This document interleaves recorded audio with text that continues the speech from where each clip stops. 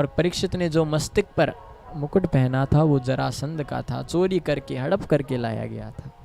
तो कलयुग उसमें चला गया सूक्ष्म रूप लेकर। आगे आगे गए ऋषि, शमिक का आश्रम था, जल की याचना की है। जल नहीं मिलने पर सोचा ये ढोंग कर रहा है, वहां पर मरा हुआ सर्प था, उसे उठाकर ऋषि के गले में डाल दिया और चले आए। जैसे ही अपना मुकुट उतारा है और घर पे आकर तो सोचा अरे मैंने ये क्या कर दिया।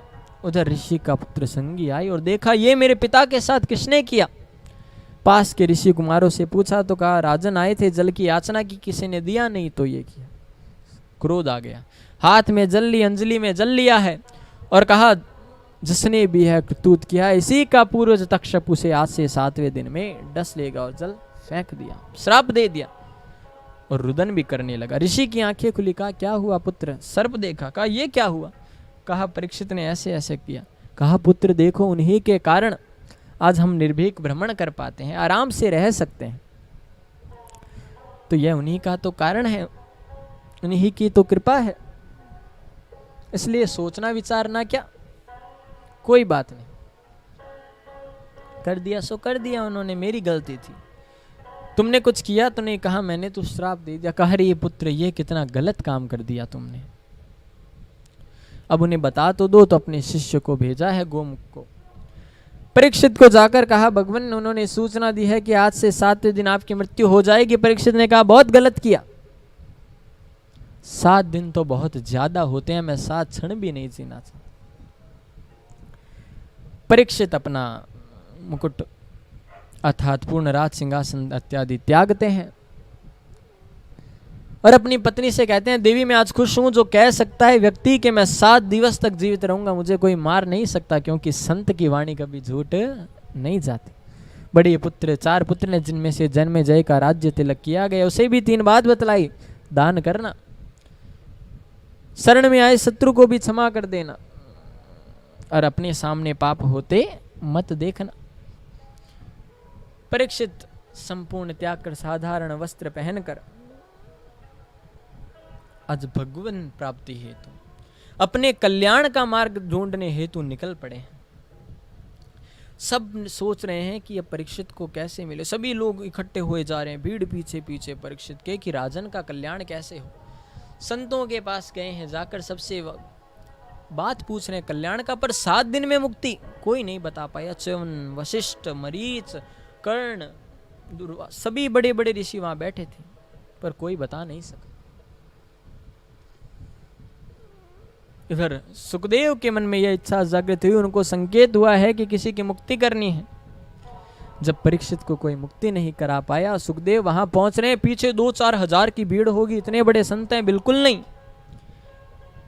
पीछे पीछे बच्चे नंगा बाबा आया कह कर चिढ़ा कर चल रहे हैं। सुखदेव दिगंबर तो है, पर ऐसे दिगंबर नहीं, इन्होंने कोपिन पहन रखी है।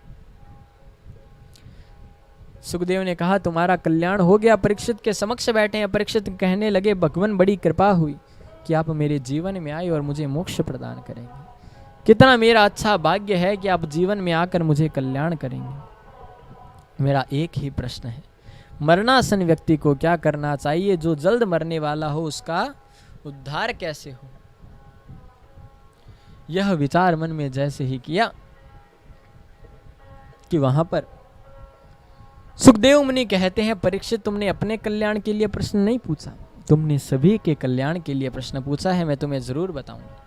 आइए भागवत जी का प्रथम स्कंद को हम विश्राम देते हैं, द्वितीय स्कंद में प्रवेश करते हैं। कहने लगे कि देखो 4 युग है।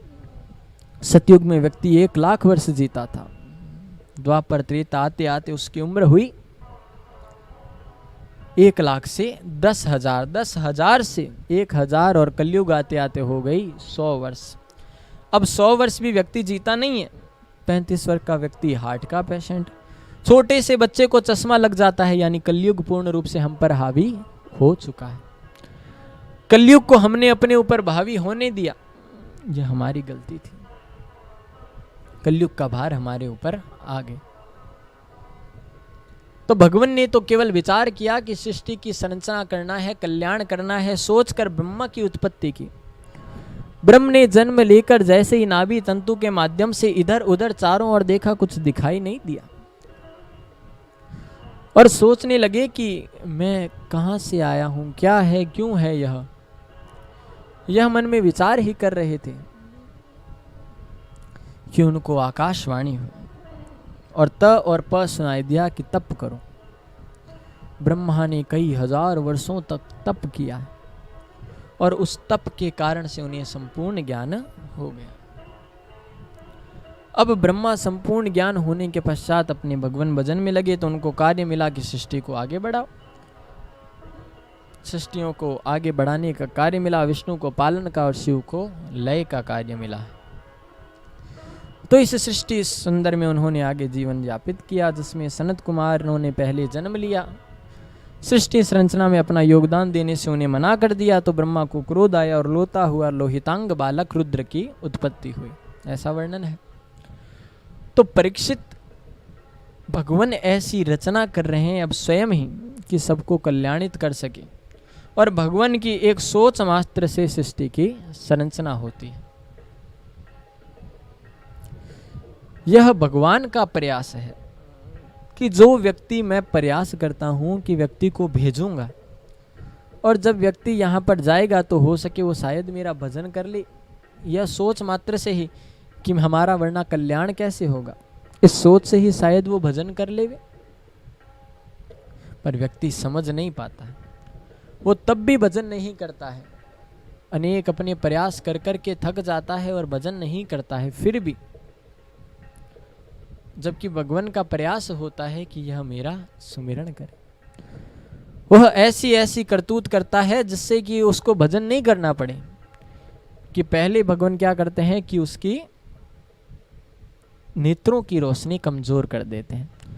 कहा बड़े सुंदर सुंदर दृश्य देखता था, अब देख ले, अब क्या देखेगा। देख ली सुंदर झांकियां तूने, अब डॉक्टर के पास जाता है, अभी कहाँ मानेंगे। ये आंखों पे कार्य करवाता है, लेंस डलवाता है, ये काला चश्मा लगाकर भगवान अभी हम कहाँ मरने वाले हैं, अभी सब देखेंगे। भगवान का अच्छा ये बात। तो धीरे धीरे एक एक करके दांत टूटने लग जाते हैं। भगवान कहें बड़े खाए तूने अपने समय में, अब खा, खिचड़ी खाना, दलिया खाना और मेरा भजन कर। अभी कहाँ भगवान डॉक्टर के पास जाता है, बढ़िया बत्ती सी बंधवा के आता है, देखो भगवान नहीं है, अब खाएंगे आराम से, अभी भजन की उम्र नहीं। शरीर की स्फूर्ति कम होने लगती है, बाल सफेद होने लगते। तो ये वैश्मोल से एकदम काले बाल करवा कर अपने तैयार होकर का भगवान बुढ़ापा अभी कहाँ दिखेगा। तो शारीरिक शक्ति कमजोर हो जाती है, तो ये तत्व खाता है, च्यवनप्राश खाता है कि जिससे पुनः वह शक्ति आ सके। अभी कहाँ भजन करेंगे। भगवान कहते हैं ये मानेगा नहीं। यह चार तो भगवान घंटी बजाते हैं कि चेत जाए चेत जाए। कानों से श्रवण शक्ति कमजोर होती है, बताते हैं कि चेत जा, मशीन लगवा लेगा। नहीं भगवान अभी कहाँ।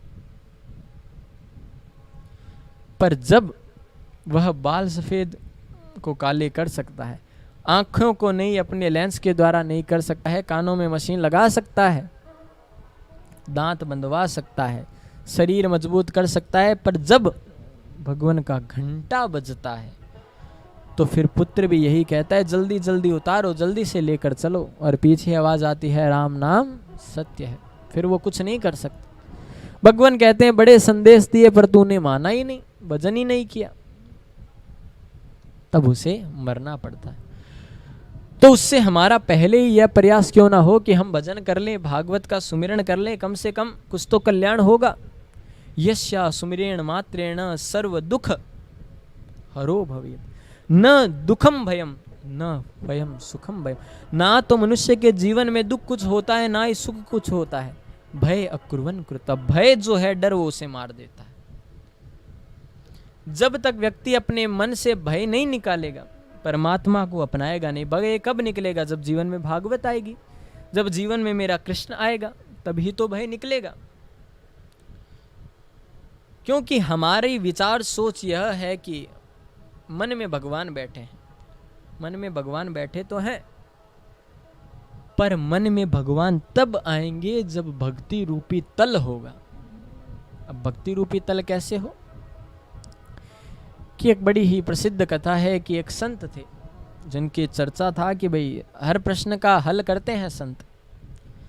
लोग जाया करते थे, पर लोग संत के पास एक भी बार जाते, दूसरी बार किसी ने उनके पास संत के पास जाते नहीं देखा। तो कईयों के मन में ये भी बात थी कि ये क्या लीला है। तो एक भक्त के मन में यह इच्छा जागृत हो गई कि भाई हम भी पूछेंगे। तो संतों के पास गया कि भगवान बड़ा भजन पाठ करता हूं पर भगवान जीवन में ही नहीं आते, हृदय में बैठते ही नहीं है, क्या करूं? संत ने कहा मैं तुम्हें उत्तर दूंगा, पर पहले मैं रोज पानी भरता हूं अपने रोज निवृत्त नित्य कर्म के लिए, तो चलो पहले पानी लेके आते हैं। उसने कहा चलो। तो संत और वो दोनों गए एक कुएं के पास। संत ने पास में अपना जो ड्रम के आकार का बर्तन था उसे रख दिया, बाल्टी डाली, पानी बड़ा गहरा था, धीरे धीरे करके पानी निकाला, उस अपने बर्तन में डाला। पर उस बर्तन में नीचे तल नहीं था, केवल ऊपर से गोल था। तो पानी जैसे डाला नीचे से वो बह गया। फिर संत ने बाल्टी डाली, फिर खींचते खींचते पानी निकाला, फिर उसमें डाला, वो फिर बह गया। उस व्यक्ति ने 10 बार तो देखा संत को करते, फिर सोच लिया कि ये संत पागल है, इसमें बुद्धि नहीं है कि उसमें तली नहीं है तो पानी कहाँ से ठहरेगा। वो चुपचाप अपने चला गया, संत भी चुपचाप अपने घर आ गए। अब वो व्यक्ति देखिए, उसकी ज्ञान की सीमा, उसकी भक्ति की सीमा, कि वो सोचने लगा, जो भक्तिवान होगा वो सोचेगा बात को, कि जब मुझे दिख रहा था कि उसमें तल नहीं है, जो पानी ये डालेगा वो निकल जाएगा, तो क्या ये उस संत को नहीं दिखा? यह ऐसा व्यक्ति था जो वापस उनके पास गया और पास जाकर संत से कहने लगा कि मुनिवर, जब मुझ जैसे को दिख रहा था कि उसमें तल नहीं है, उसमें से तो पानी निकल जाएगा, तो क्या यह बात आपको समझ नहीं आई कि उसमें तो तल नहीं है तो पानी टिकेगा कैसे? संत ने दौड़कर उसे गले से लगा लिया कि तू पहला भक्त है जो वापस आया है, मैं तुझे ज्ञान दूंगा, बाकी सब मुझे ऐसे ही पागल समझकर चले जाते थे। देख, तूने जब ध्यान लगाकर देखा कि मैं उस बर्तन में पानी डाल रहा हूं, उसमें तल नहीं है, तो ऊपर से पानी गया और नीचे से निकल गया।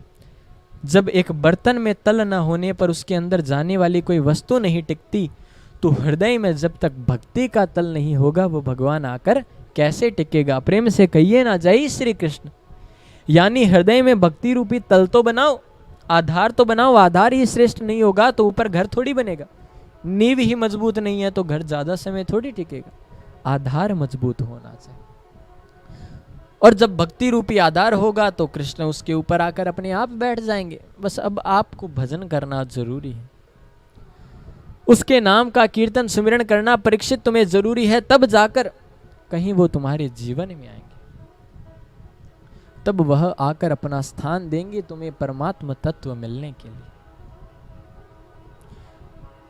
तो देखिए, हम इस कथा को जिसका हम सभी श्रवण कर रहे हैं, आपको घर बैठ के श्रवण ही तो करनी है, केवल सुनना ही तो है, और क्या करना है? केवल इसको कानों के माध्यम से बड़े प्रेम से आनंद से रसास्वादन ही करना है आपको, पर हम तो वो भी नहीं कर पाते। ऐसे भक्तिमय अनुष्ठान गोविंद की कृपा से, मेरी कृष्ण की इच्छा से होते हैं, और हमारा योगदान है कोई इसमें, तो आप मानिए कि बहुत बड़ा कर्म है। भागवत, भक्ति, ज्ञान, वैराग्य और त्याग, इन चारों का समावेश आपके जीवन में। या तो भक्ति आएगी, या ज्ञान, या वैराग्य, या त्याग। परंतु अगर भक्ति ने स्थान कर लिया, भक्ति ज्ञान के कारण, जब हमारे जीवन में ज्ञान आया तो भक्ति को अपनाया, भक्ति आई तो वैराग्य आ गया, और वैराग्य आ गया तो त्याग अपने आप आ गया। तो जीवन में कृष्ण क्यों नहीं आएगा? चाह गई चिंता नसी, मनवा बेपरवाह, जिसको कुछ ना चाहिए वही शहंशाह। जिसने इच्छाओं को समाप्त कर लिया जीते जी, उसको फिर मोक्ष की जरूरत नहीं पड़ती। मोह का क्षय होना ही तो मोक्ष है। मोक्षः क्षयावृत्ति एव मोक्षा, कि मोक्ष के क्षय की वृत्ति, कि मनुष्य जी रहा है, इच्छाएं मर गई, मोक्ष हो गया। पर मनुष्य जिंदा था, मनुष्य जीवित है, और जीते जी इच्छाओं को खत्म कर दिया तो उसने मोक्ष प्राप्त कर लिया। और मनुष्य मर गया और इच्छाएं जीवित रह गई तो उसका प्रेत बन जाता, उसको कई जन्म लेने पड़ते हैं। इतना सा है मोक्ष का अभिप्राय कि भावनामृत अर्थात अपने आप को कृष्ण के समक्ष भेंट कर देना और अपने आप को उसके रंग में मान लेना, यही भावनामृत है। उसकी बातों को सुनना ग्रहण करना ही रसास्वादन है, पर उसको जीवन में अपनाना पड़ेगा, लाना बहुत जरूरी है। ऐसी भक्ति जब तक जीवन में नहीं आएगी मेरा कृष्ण नहीं आ सकता। तल मजबूत करो। अब भागवत को दो स्थानों पर सुनने, एक सुखदेव परीक्षित और दूसरी सूत जी और 88,000 ऋषिगण। सुखदेव कहते हैं कि भगवान की इच्छा मात्र से इस सृष्टि की संरचना होती है, रचना होती है। परीक्षित, वह मनुष्य को संदेश देता है भिन्न भिन्न प्रकार से कि भजन कर ले, पर मनुष्य सुधरता कहाँ। अभी भगवान बहुत समय पड़ा है और वो समय को ऐसे ही व्यतीत करता चला जाता है, भजन को जीवन में आने नहीं देता। तो जब भजन को नहीं आने देता तो ऐसे रोग जीवन में आ जाते हैं जो उसको ऐसे कार्यों के लिए फिर मजबूर करते हैं। तो कोई काम हम मजबूरी से करें उससे तो अच्छा है ना हम पहले से कर्म में आ जाएं, पहले से ही अच्छे से करने लग जावें, वो ज्यादा उत्तम रहता है। तो कहते हैं सुखदेव जी परीक्षित, इसलिए अपने आधार श्रेष्ठ बनाओ, एकाग्र होकर 7 दिवस तक तुम्हें मोक्षदायिनी अमृतमय श्रीमद् भागवत का हम रसास्वादन करेंगे, जो परमात्मा का दिव्य स्वरूप है। 12 स्कंद 335 अध्याय और 18,000 श्लोकों का रूप है, जो मनुष्य को भव सागर से पार कैसे कर दे उसका मार्ग प्रदत्त करती है। और जीवन रूपी इस भव सागर में जिसमें मनुष्य है, इसमें नौका में बैठकर, भागवत रूपी नौका में बैठकर वह भक्ति के मल्लाहों का सहारा लेकर माया रूपी, मिथ्या रूपी, ब्रह्म रूपी समुद्र को पार कर सकता है। मनुष्य रूपी जीवन की पूंजी है भागवत। आध्यात्म जीवन का शिरोमोर ग्रंथ है श्रीमद् भागवत। गया श्राद्ध को चैलेंज करने वाला ग्रंथ है श्रीमद् भागवत। व्यास के असंतोष को संतोष देने वाला ग्रंथ है श्रीमद् भागवत। जिसके जीवन में कुछ भी न बचा हो उसको सब कुछ प्रदान करने वाला ग्रंथ है श्रीमद् भागवत।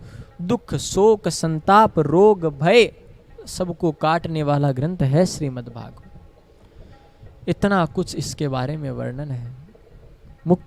श्रीमद् भागवतो ख्योयम प्रत्यक्षम कृष्ण एवि, कि यह ग्रंथ नहीं प्रत्यक्ष कृष्ण है। और श्रीमद् भागवतेन मुक्तिदानेन गर्जति, कि जो मुक्ति की गर्जना करता है चैलेंज से कि मैं मुक्ति दूंगी, वो है श्रीमद् भागवत। ऐसा यह ग्रंथ है परीक्षित। तो परीक्षित तुम ये बताओ भगवान किसको मिलते हैं? तो परीक्षित ने कहा भगवान उन्हीं को मिलते होंगे जो 10 बार स्नान करके आराम से पूजा करें।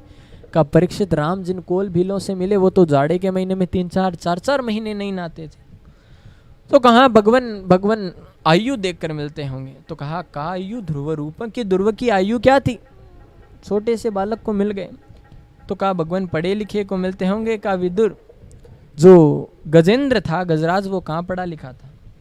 तो कहा भगवान जात पात देखते होंगे। कहा का जाति विदुरस्य, दासी के पुत्र विदुर को भगवान मिल गए, उसकी जाति कहाँ थी?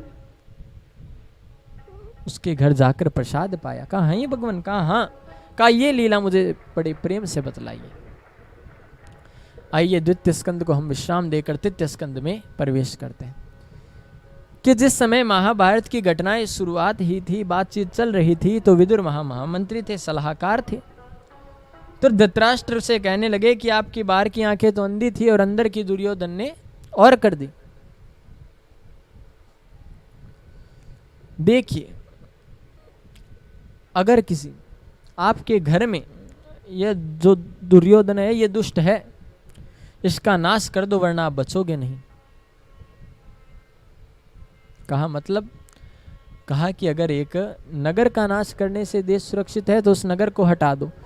किसी गांव को सुरक्षित करने से, किसी एक गांव का नाश करने से पूरा प्रांत सुरक्षित होता हो तो उस गांव का नाश कर देना चाहिए, और किसी एक परिवार का अगर विनाश करने से वह नगर सुरक्षित होता हो तो उस परिवार का नाश कर देना चाहिए, उसे हटा देना चाहिए, और किसी परिवार में एक सदस्य को हटाने से पूरा परिवार सुरक्षित होता हो तो उस परिवार के उस सदस्य को निकाल देना चाहिए। ऐसा आपके घर में वह बनकर आया है दुर्योधन। इतने में पीछे से दुर्योधन प्रवेश कर गया। कहा, क्यों दासी पुत्र, हमारा भोजन करते हो और हमारे ही खिलाफ परिवार को तुम ऐसी बात बता रहे हो, निकल जाओ, आज से तुम्हारा कोई स्थान नहीं है। दुर्योधन ने से कहा विदुर ने कि देखो मैं तो सच ही बता रहा था, तुम्हें बुरा लगा तो मुझे खेद है। ठीक। थोड़ी ही दूरी पर जाकर एक पर्णकुटी बनाई है, कदली केलों के वन में अपना जीवन यापन करने लगे। आज लता फताकाओं से पूर्ण शहर सज रहा था, तो आकर के विदुरानी ने कहा कि आज इतनी सजावट क्यों, कि आज हमारा कृष्ण आ रहा है आपस में कौरव पांडवों में सामंजस्य स्थापित करने, प्रेम की वार्ता कराने। तो कहा अब आप कृष्ण से कैसे मिलोगे, वो तो आपके पास तो पद ही नहीं रहा। कहा चिंता मत करो, कृष्ण तो हमारी नज़र, शायद कृष्ण की नज़र हम पर पड़ जावे। तो इतनी भीड़ है, उसमें पीछे पीछे दीवार से सिर लगाए खड़े हैं विदुर और विदुरानी सुलभा। कृष्ण ने वो सजावट नहीं देखी, वो बनवार नहीं देखे,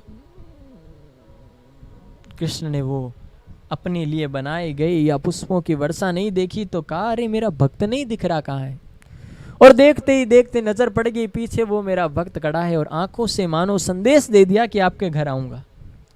यह भक्त, भगवान की नजर भक्त पर कैसे पड़ती। आगे बढ़ते हैं।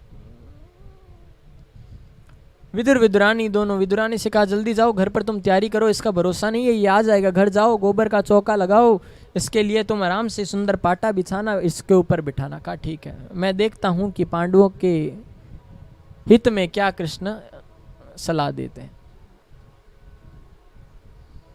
कृष्ण के लिए मित्रता का परिचय देने के लिए झूठ पूर्वक कपट पूर्वक दुर्योधन ने कृष्ण के लिए बड़ा सुंदर सिंहासन बिछाया। कृष्ण बैठते हैं और कहते हैं सुनो दुर्योधन, पांडव तुम्हारे भाई है। कहा का खास वा बाके, कहा कि वो एकदम बराबर ही है। कहा तो कहा फिर इनका तो अधिकार बनता है तुम्हारी आदि जमीन पर, भूमि पर। कहा बिल्कुल नहीं। तो कहा चलो मैं पांडवों को 5 गांव में बसने के लिए मनाऊंगा। दुर्योधन दुबक कर खड़ा हुआ और कहने लगा सुच्चे गृह नेव दास्यामि विना युद्धेन केशव के। कृष्ण सुच्चे नेव सुई के समान भूमि भी बिना युद्ध के नहीं दूंगा।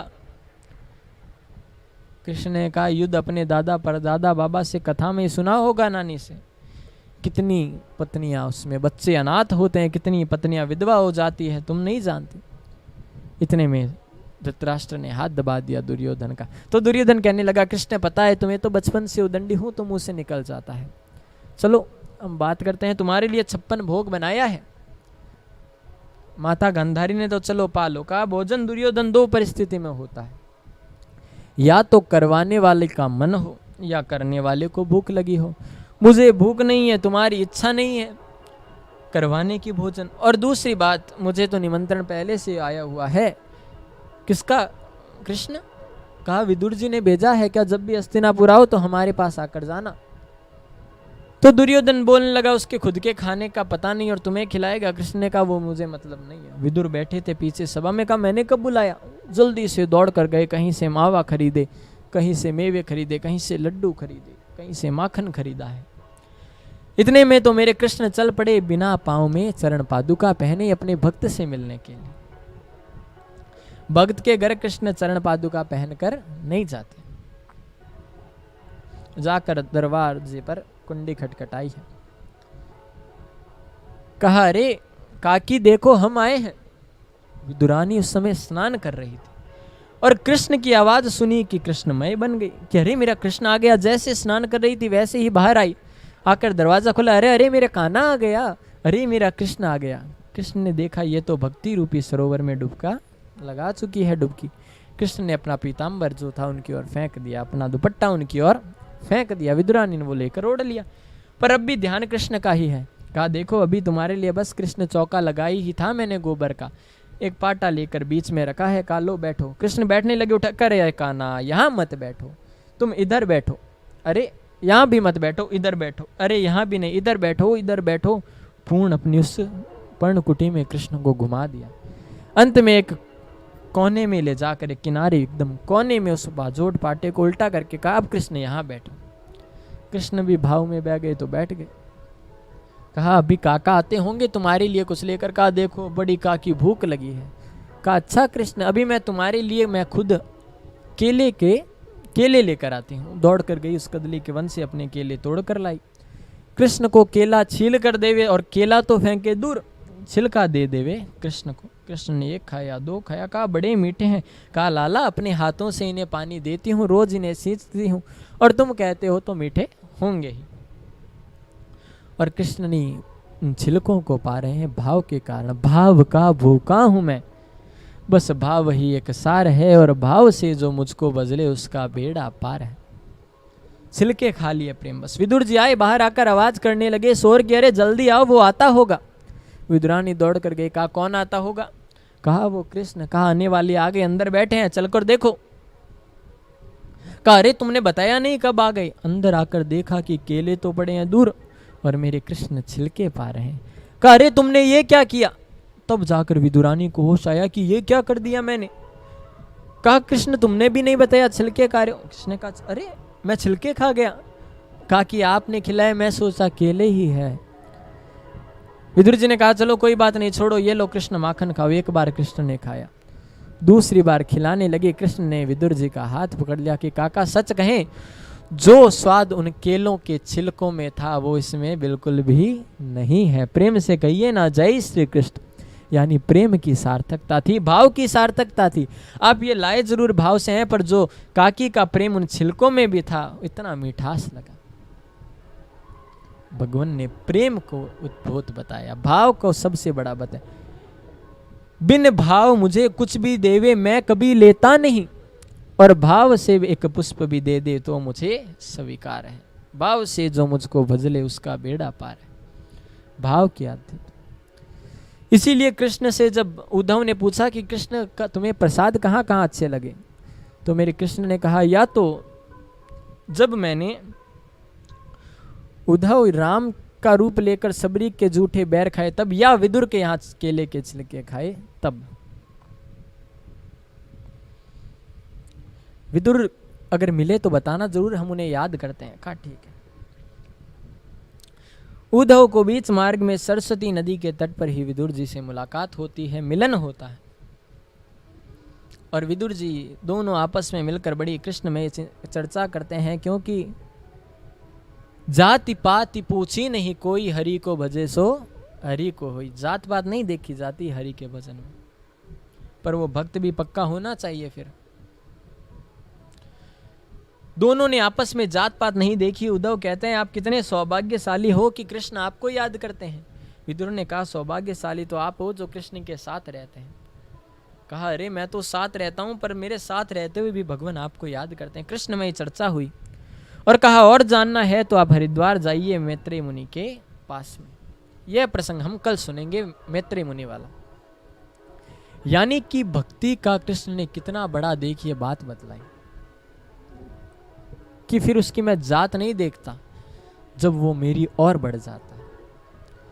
मैं फिर ये नहीं देखता हूं कि उसके पास धन है कि नहीं है, क्या है, क्या अर्पण कर रहा है।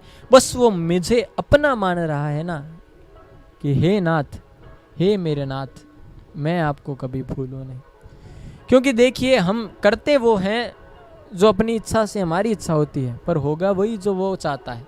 इसलिए भगवान क्या कहते हैं कि तू करता वो है जो तू चाहता है, पर होता वो है जो मैं चाहता हूं। इसलिए तू कर वो जो मैं चाहता हूं, और होगा वो जो तू चाहता है।